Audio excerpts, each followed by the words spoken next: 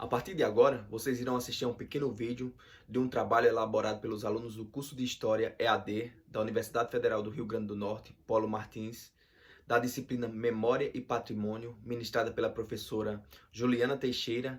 E esse trabalho tem como idealizadores Romerito Gomes, Laisa Paloma, Francisca Natalini e Maria Cíntia.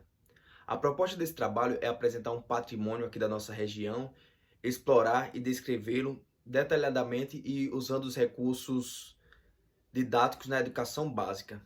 E para isso a gente tem que seguir algumas orientações das diretrizes curriculares nacionais e da base curricular do Rio Grande do Norte.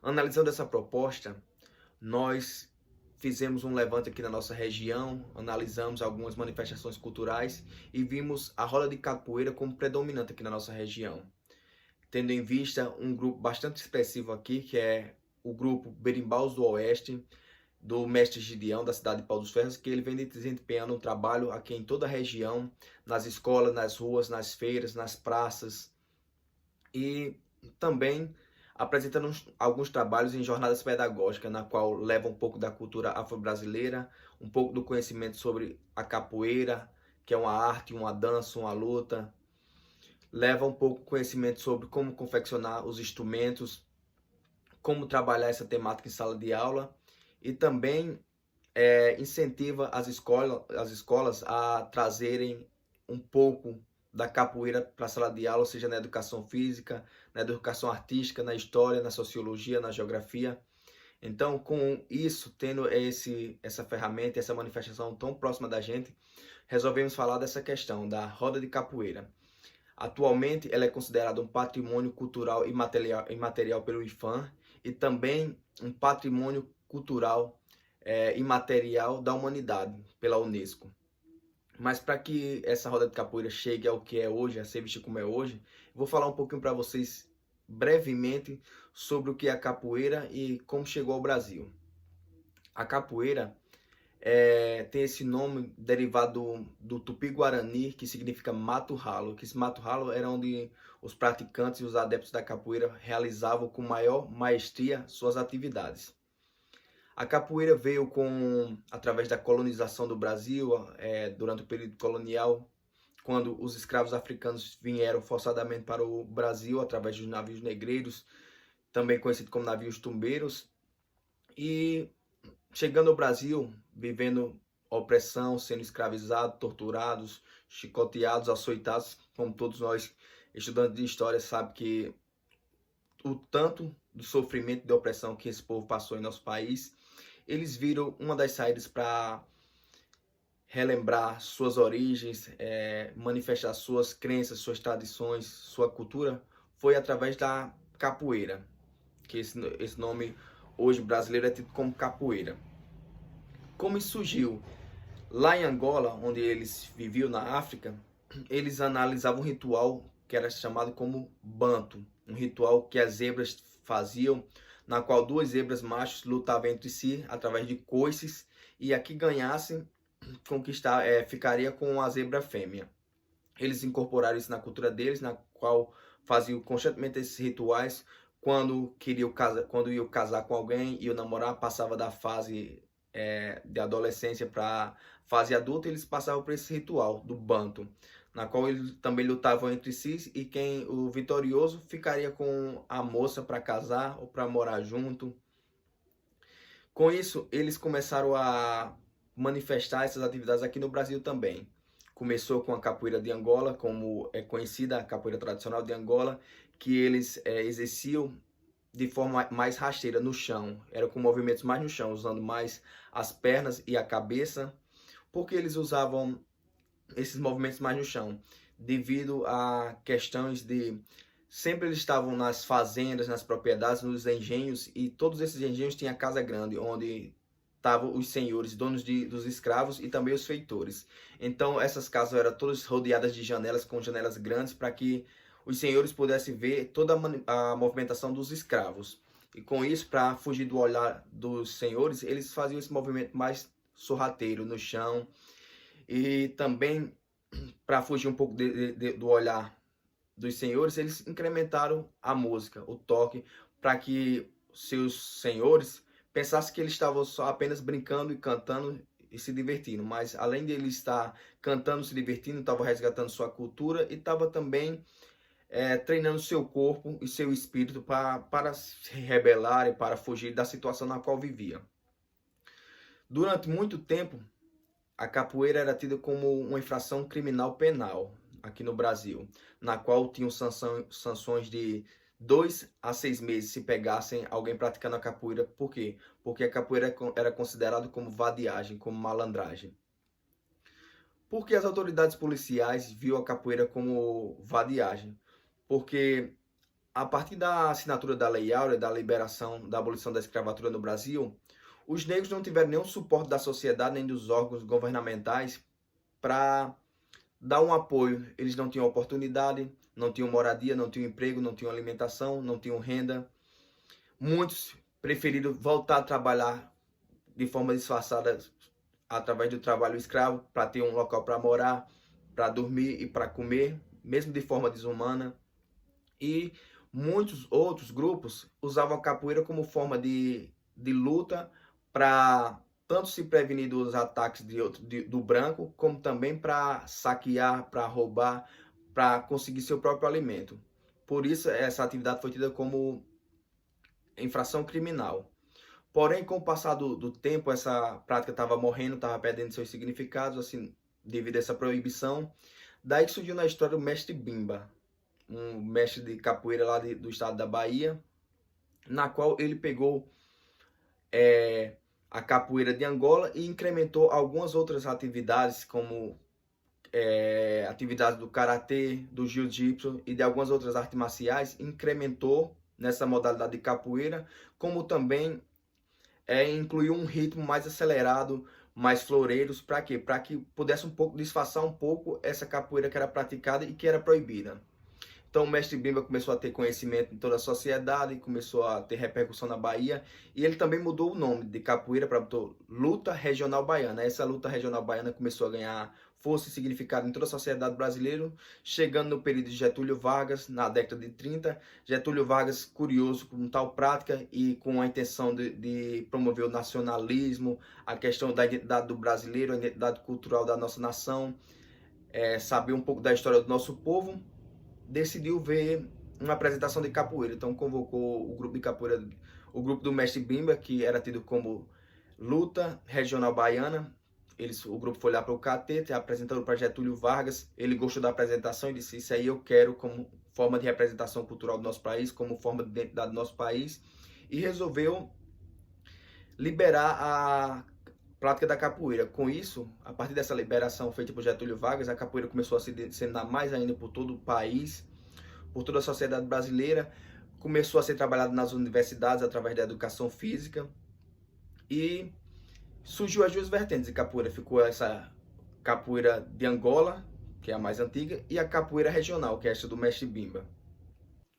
Bom, pessoal, e após esse processo de resistência na qual a gente ainda vive hoje, a roda de capoeira teve um reconhecimento em 2008 pelo IFAM como Patrimônio Cultural Imaterial, que está registrado no livro dos registros das formas de expressões. E também tivemos reconhecimento em 2014 pela Unesco como a roda de capoeira sendo um patrimônio cultural e material da humanidade. Então, mediante isso, foi analisado o quê? Que durante uma roda de capoeira existem vários elementos estruturantes de uma manifestação cultural que estão distribuídos no espaço e no tempo, onde se expressam simultaneamente o canto, o toque dos instrumentos, a dança, os golpes, o jogo, a brincadeira, os símbolos e rituais africanos, tendo destaque o banto, que foi aquele que eu falei anteriormente, aquela luta das zebras para conquistar a fêmea. E através desse reconhecimento do IFAM e da Unesco, viu-se que a responsabilidade dos órgãos governamentais em manter viva, em preservar, em valorizar, em disseminar a cultura afro-brasileira. Através desse reconhecimento feito pela Unesco, um órgão internacional, e também pelo IFAM, um órgão nacional, a capoeira pode ser conhecida em todo o território nacional, como também em mais de 160 países. E a capoeira ela serve como um disseminador da cultura brasileira, como também do nosso idioma, o português do Brasil. Então, em qualquer espaço onde se tenha uma roda de capoeira, onde se tem um grupo, uma academia que dê aula de capoeira, vai estar sendo levado o nosso idioma. Então, nosso idioma é disseminado em todo mundo, pois o cântico e a música da capoeira é obrigatoriamente cantada em língua nacional, na nossa língua, pois ela carrega uma infinidade de significados. E ao ser cantada em outro idioma, perderia a essência. Bom, levando um pouco para o lado da educação, sabemos que o principal objetivo da educação é a formação de cidadãos conscientes de seus papéis enquanto indivíduos. E para isso, o sistema de educação ele deve alcançar todos os povos e todas as culturas. Assim sendo, a cultura negra deve estar presente no currículo escolar, nas salas de aulas, não somente no dia da consciência negra, mas durante todo o ano letivo, em uma aula de educação física, seja em uma aula de educação artística, seja em uma aula de história. É bom levar esse conhecimento. Um dos marcos legais de incentivo, valorização e expansão da cultura afro-brasileira e africana nas escolas foi a Lei 10.639/2003, que torna obrigatório o ensino da história e cultura afro-brasileira e africana em todas as escolas públicas e particulares do ensino fundamental e até do ensino médio. Porém, em 2008, essa lei foi alterada, acrescentando que, além da cultura afro-brasileira e africana, a cultura indígena também. Então, essa lei foi um marco fundamental para quê? Para que possa ser trabalhada essa questão da igualdade racial, da cultura africana, da cultura afro-brasileira nas escolas, na busca de preservar, conscientizar os alunos, valorizar o leque de informações, de contribuição, de valor cultural, de ressignificação da cultura afro-brasileira. Após a aprovação dessa lei, da Lei 10.639/2003, faz-se necessário a aplicação dessa lei para garantir uma ressignificação e valorização cultural das matrizes africanas que formam uma diversidade cultural brasileira.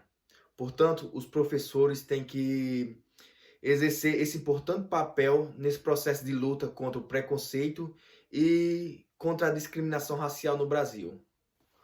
Outro marco legal que vem tratar das relações étnico-raciais, na qual também está incluso essa questão da identidade cultural, da cultura africana e afro-brasileira, onde se enquadra a roda de capoeira, é a resolução número 1 de 17 de junho de 2004, na qual institui as diretrizes curriculares nacionais para a educação das relações raciais e para o ensino da história e cultura afro-brasileira e africana. Lá no inciso 2º, fala o seguinte: o ensino de história e cultura afro-brasileira e africana tem por objetivo o reconhecimento e valorização da identidade, história e cultura dos afro-brasileiros, bem como a garantia de reconhecimento e igualdade de valorização das raízes africanas da nação brasileira ao lado das indígenas, europeias e asiáticas. Bom, diante de todo esse processo que a capoeira percorreu ao longo dos anos,